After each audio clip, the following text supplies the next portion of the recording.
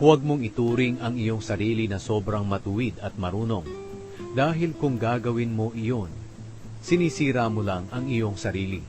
At huwag ka rin namang magpakasama o magpakamangmang, dahil baka mamatay ka naman nang wala sa oras. Huwag kang pasobra sa mga bagay na iyon. Dapat balanse lang, dahil ang taong may takot sa Diyos ay hindi nagpapasobra sa anumang bagay. Higit na malaki ang magagawa ng karunungan sa isang tao kaysa sa 10 pinuno ng isang bayan. Wala ni isang tao rito sa mundo ang laging gumagawa ng mabuti at hindi nagkakasala.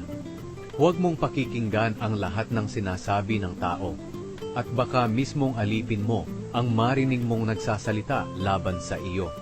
Dahil alam mo sa sarili mo na marami ka ring pinagsalitaan ng masama.